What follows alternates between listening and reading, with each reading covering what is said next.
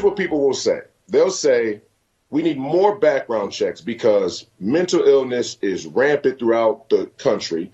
And without strict background checks, we create the opportunity for people like this to have weapons and endanger other innocent bystanders in the community. But these situations are anomalies.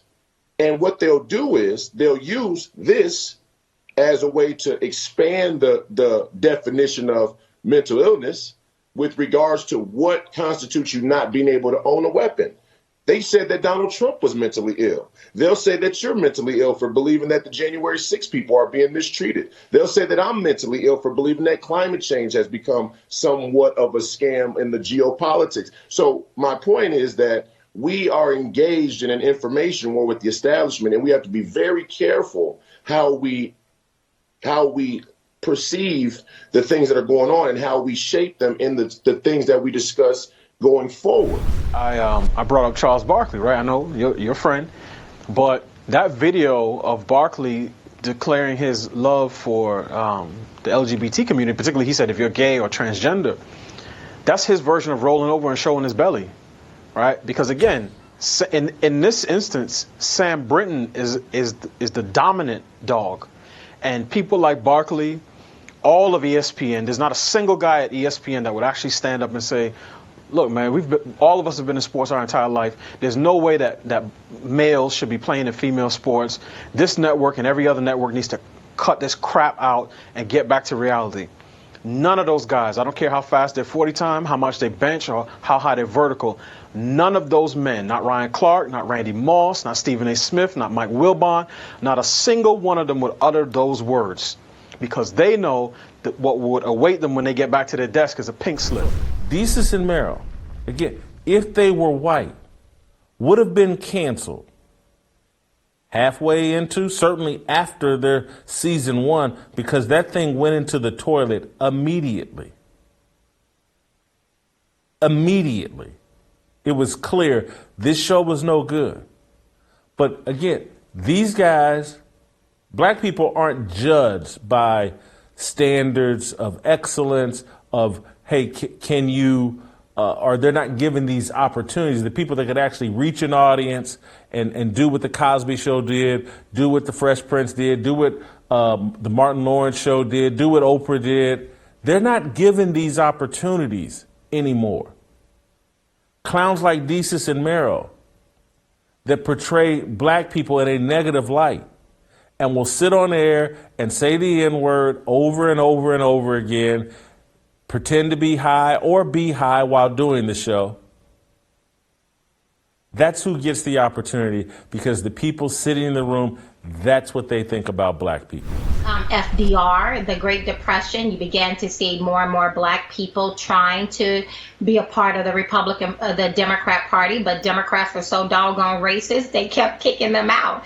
And then you began to see in 1964, 101 years later, civil rights movement, and LBJ coming up, being the president with his name on the civil rights bill, although it was Republicans that gave him the majority to pass the civil rights bill. But history only talks about the president and the name who was on it. And then from that to his Great Society idea, and how, and then you began to see the using of our people. And that's one of the questions I would ask black people when I would go into predominantly black communities.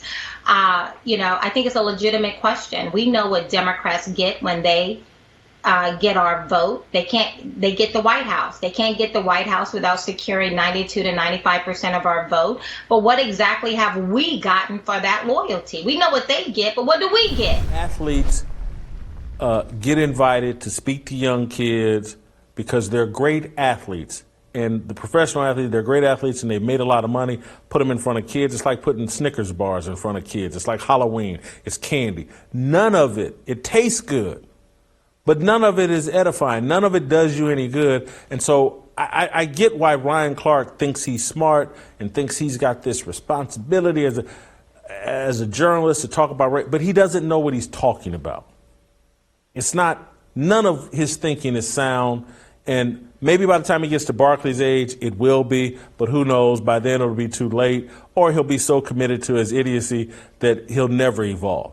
But I've talked about it repeatedly on this show, just for men to be sitting around talking about Breonna Taylor and for none of them to have the balls to say, hey, look, what was her boyfriend doing letting her walk to the front door with him when they allegedly thought intruders were trying to break in? That's violation of Man Code 101. Let me address a couple other things here in terms of how often do you visit these inner city African American communities and offer resources or support. I don't visit these inner city African communities because I live in one. I live in a zip code that, based on my research here in Nashville, is 40% black. I'm not living off and again, I want to be clear here, live in a very nice place, very nice building. It's a high rent area. But I live in downtown Nashville. There are black people everywhere. I can walk to the hood very easily. The hood can walk to my neighborhood very easily.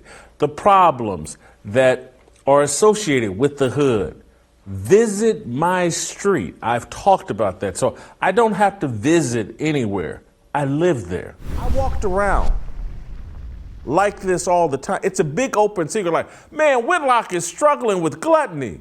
It's obvious. Look at him. And I walked around, but no one would talk about it. Everyone would just act like it wasn't there because I acted like it wasn't there. I acted like it was a non-issue. Everybody could see it. Look at that. Who couldn't see it? Like, holy cow, Whitlock, stick a pin in Whitlock and let the air out. Let some of that gravy out. Everybody could see it. I wouldn't talk about it. I ignored it, pretended like it was no problem. But over the course of the last year, for the first time, I got comfortable where I talk about it constantly. I confess the sin of my gluttony constantly. That's what I'm doing right now. I pray about it, but I talk about it. And it's a way of keeping me focused on what the problem is. Harmony, let's make a simple vow. Let's come together now. Harmony, put all your weapons down. Love one another now. Harmony, together and how.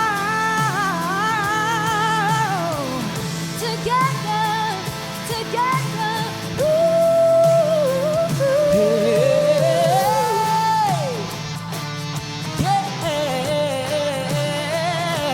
We're living in harmony.